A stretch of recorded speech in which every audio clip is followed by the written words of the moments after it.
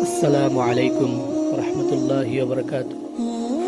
پہلے ویڈیو میں قرآن مجید کے بارے میں بتایا تھا، اب اس ویڈیو میں اللہ تعالیٰ کے بارے میں بتاؤں گا انشاءاللہ۔ اللہ تعالیٰ قرآن مجید کا مقصد معلوم ہونے کے بعد تمہارے دل میں یہ خیال عطا ہوگا کہ اللہ تعالیٰ کون ہے۔ سنو، اس کی ذات کا سمجھنا تو عقل کا کام نہیں ہے۔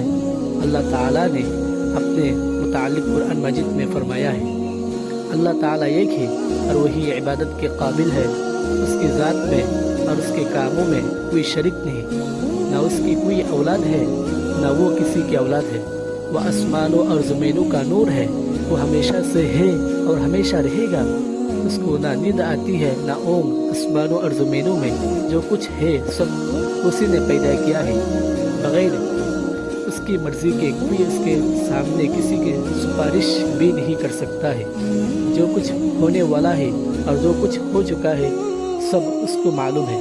آسمانوں اور زمین میں کوئی چیز ایسی نہیں جو اس کے علم میں نہ ہو، اور اس کے انتظام کرنے سے تھکتا نہیں۔ آسمانوں اور زمین میں جو چیز ہے اور اس کی تعریف اور پاکی بیان کرتی ہے، وہی پیدا کرتا ہے، وہی موت دیتا ہے، وہی موت کے بعد قیامت کے دن پھر زندہ کرے گا۔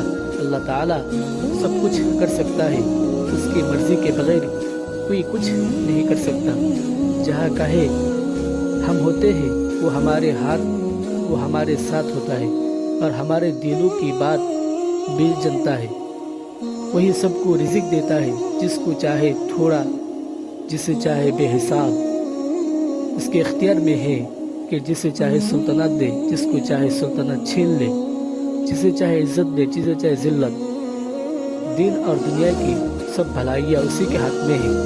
وہی اولاد دیتا ہے، جسے چاہے بیٹے دے اور جسے چاہے بیٹیاں، جسے چاہے دونوں اور جسے چاہے کچھ نہ دے۔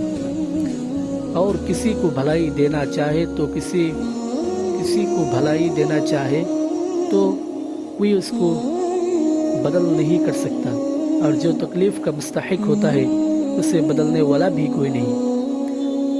اسی نے آسمان، سورج، چاند، تارے، زمین اور ان کے درمیان جو کچھ ہے سب کو ہماری خدمت پر لگا دیا۔ اسی نے ہماری اچھی اچھی صورتیں بنا دی۔ اسی نے ہم کو اس لیے پیدا کیا کہ اس کی عبادت فرما برداری کرے۔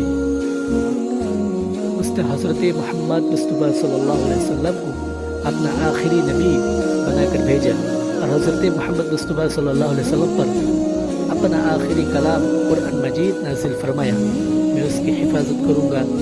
ہم کو بتائے ہوئے ہم خود بھی قرآن مجید پڑھتے رہے اور دوسرے لوگوں کو بھی سمجھاتے رہے انشاءاللہ۔